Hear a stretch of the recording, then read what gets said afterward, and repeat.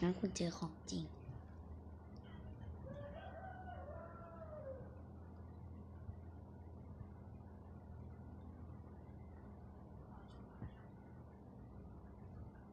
ทำได้เปล่าได้อีกอย่างหนึ่ง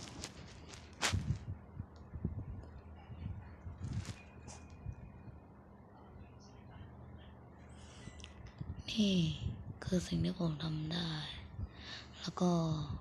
ผมไม่ได้มีมายากลอะไรมากก็แค